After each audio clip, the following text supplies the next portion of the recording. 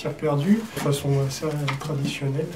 Je fais d'abord la sculpture en cire d'abeille. Après, je fais un mélange d'argile et de crottin de cheval pour faire le moule. Une fois qu'il est sec, je le mets au feu. La cire fond. Et une fois que la cire est fondue, je coule le métal à la place de la cire. Donc c'est des pans de cire d'abeille, classique. Bon, elle est noire, c'est à force de l'utiliser, parce qu'à chaque fois j'en récupère une partie. Une fois qu'on a fait la sculpture en cire comme ça, après il faut prévoir tout ce qui est cône de coulée. Donc en fait les cônes de coulée, c'est par là où le métal va arriver pour pouvoir faire la pièce. Après on les coupe une fois que la pièce est faite. Pour les souder, soit à la bougie ou au chalumeau.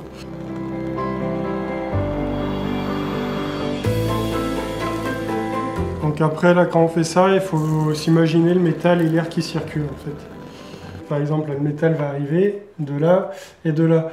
Et là, le risque, c'est qu'il y ait une bulle d'air qui se forme à ce niveau-là, en fait.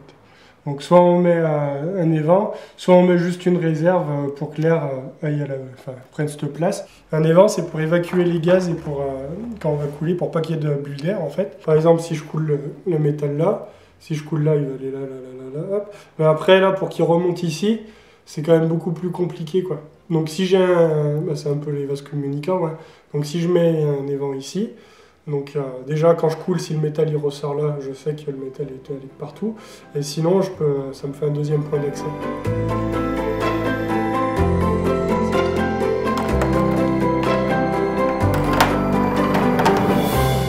Après là, c'est pareil, sur les doigts, je suis obligé d'en mettre ici, quoi. Pour le métal, il va arriver, et pareil, l'air, ça permet qu'il remonte.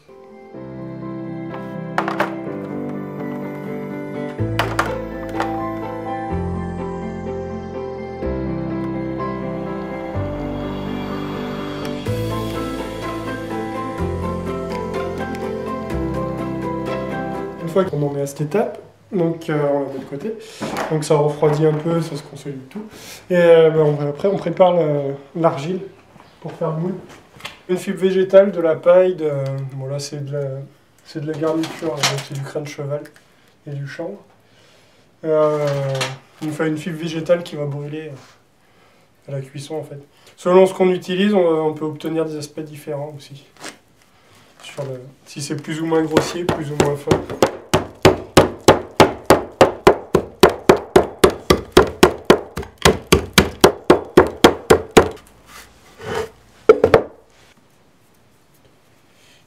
Je vais prendre un peu de sable. En fait, le sable, ça limite le fendillement de l'argile quand il sèche.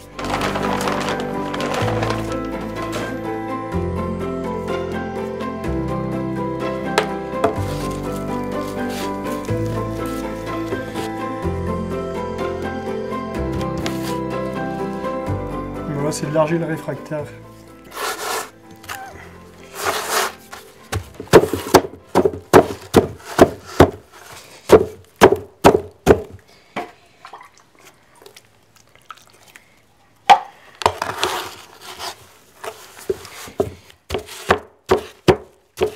Façon de travailler, ça a quoi? Ça a 3000 ans à peu près. Première technique de fonderie, c'était ça à peu près. Au lieu du ventilateur électrique, au Burkina, c'était une roue de vélo qui était reliée à une pale de ventilateur, quoi. En Inde, ils travaillent aussi pareil.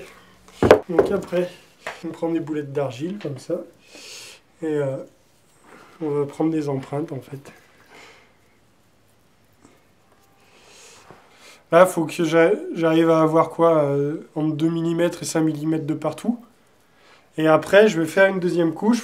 Donc, faut bien laisser sécher entre les deux couches. Et je refais une deuxième couche, plus pour la solidité, pour avoir mon épaisseur de partout régulière. Si ça sèche lentement, elle va pas fendre. Là, celle-ci, je vais la sécher comme ça, là, les deux qui sont là. Elles vont pas fendre. Si je les mets à l'étuvage ou quand il y a du vent et du soleil, elle va sécher très vite, donc elle va fendre, en fait. Et c'est selon ce qu'on veut comme aspect. Hop. Voilà, il n'y a plus qu'à le laisser sécher.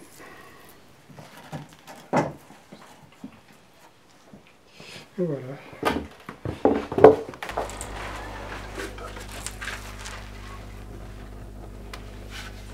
C'est un tiers, 2 tiers du travail pour la pièce. Donc j'allume le feu avant pour la cuisson du moule, pour cuire l'argile et le monter en température. Comme ça, quand je coule le métal, il n'y a pas de choc thermique.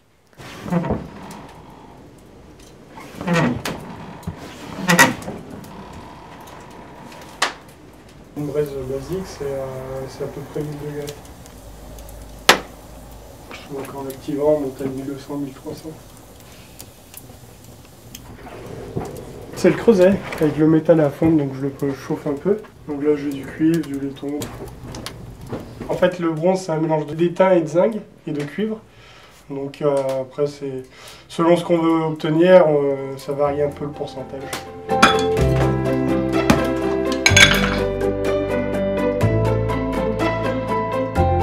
Là je suis en train de peser l'étain qu'il faut que je mette. Donc j'ai 3 kg de cuivre, donc je mets 5 g d'étain.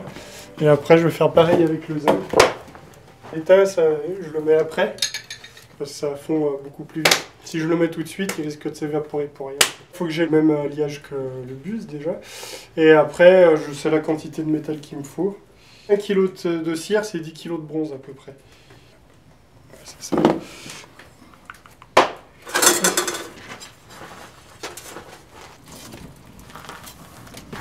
Alors là, je vais allumer le four de fusion en fait.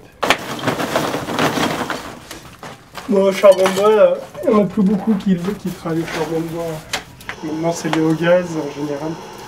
Mais bon, on peut obtenir pas mal d'aspects. On n'obtient pas avec des fours traditionnels où c'est réglé au degré près, même au demi-degré. Je suis tailleur de pierre à la base. Tailleur de pierre, après j'ai fait une école de dessin animé, d'illustration. J'ai travaillé au Burkina Faso, je donnais des cours de dessin.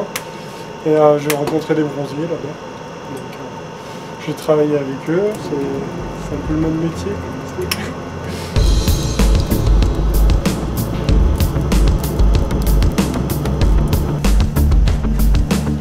Je vais mettre le creuset dedans.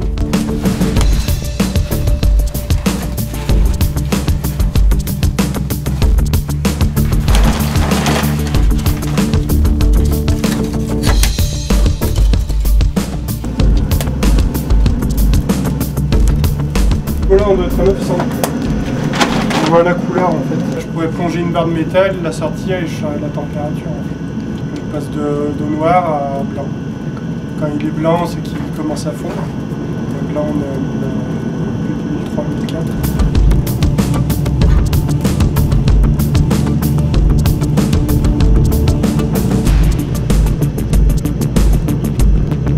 Ah, la couleur peut être autour de 1000 degrés.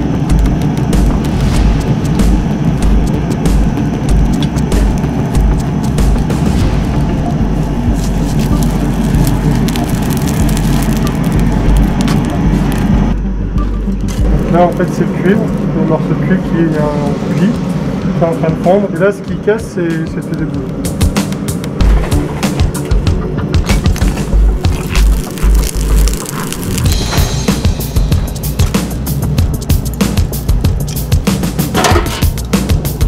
Je sais que l'argile il est cuit en fait. Donc là il est cuit. Je vais le laisser un peu le temps que je finisse de le faire fondre.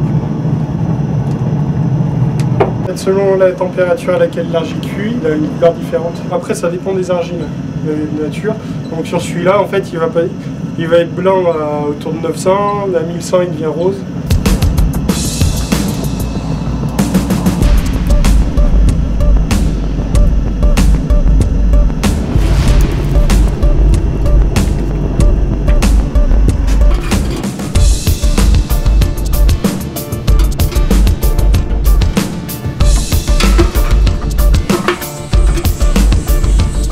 Alors le zinc c'est à 400 degrés, l'étain c'est à peu près à 300 degrés et le cuivre c'est 1100 à peu près. Et après une fois que l'alliage est fait, le bronze c'est entre 850 et 900.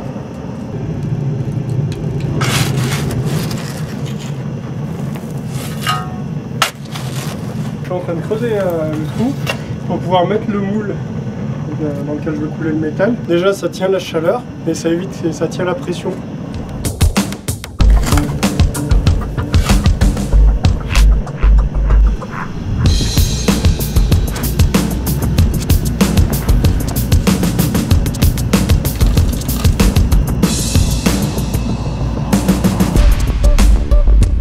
il a 900-800 le moule.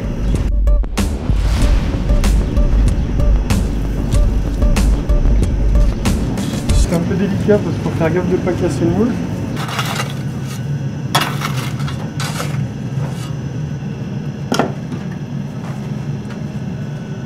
Ça c'est la canne pour mettre le creuset.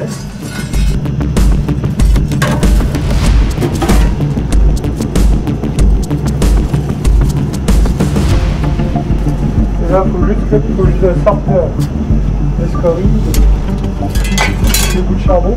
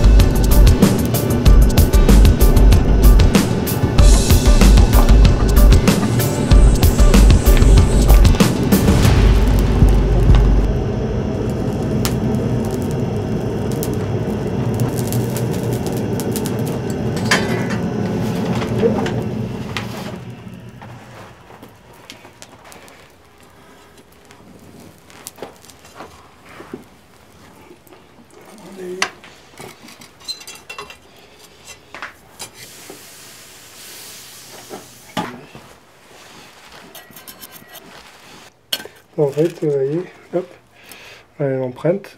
Donc là, le moule il est encore chaud. Et là, on a le métal. Donc c'est une main, la main de la sculpture. Sur des parties lisses, quand même, c'est assez facile à démouler quand on est assez propre. Elle est un peu chaude quand même encore. Et là, vous voyez, en fait, là, elle est un peu piquée. Vous voyez, là. Elle n'est pas lisse. Ça, c'est dû au noyau qui est à l'intérieur. J'avais pas dû le faire cuire assez longtemps, en fait. Et du coup, il y a le gaz qui a joué un peu. Mais moi j'aime bien. Ça donne un aspect un peu brut, en fait. Après, si on a des pièces très lisses, c'est différent. Mais j'aime mieux quand il y a un côté brut. Je trouve ça plus intéressant sur la matière.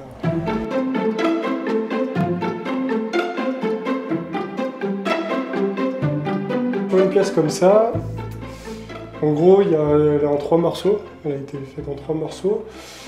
2 pour le cheval, en 2 là, et 1 le cavalier. Pour le cheval, j'ai fait un squelette en acier. Après, j'ai fait un mélange d'argile et de crottin de cheval pour faire un noyau. Une fois qu'il était cuit, je l'ai coupé en 2. Donc c'était pour quand même essayer d'avoir que le squelette n'ait pas des disproportions énormes. Je l'ai coupé en 2. J'ai fait ma cire de chaque côté. Ma sculpture en cire d'abeille. Après, je l'ai moulé. Et puis j'ai coulé les 2 parties. Et après, j'ai fait le cavalier. J'ai fait un moule que j'ai cassé au moment de la couler pour essayer de garder l'aspect un peu brut. Elle fait 16 kg, donc elle est creuse. C'est juste les reprises des faces, de l'équilibre et tout ça. J'ai une ossature en inox à l'intérieur des pattes arrière qui est beaucoup plus solide, qui renforce le rendement. Donc là, je sais qu'elle ne se cassera pas. Une centaine d'heures de travail, 150 à peu près. Pour sortir une pièce, en gros, on va dire la partie sculpture, c'est la partie artistique. C'est un quart, un tiers du temps, quoi. Donc l'autre partie, c'est vraiment de la fonderie et de la technique. Après, quand on fait tout soi-même, il y a à peu près, ça correspond à 6 quarts de métier, en fait, à peu près. Les entreprises plus grosses, en fait, à chaque étape, il y a une personne différente qui agit, quoi. Donc, voilà. Merci beaucoup. Ouais,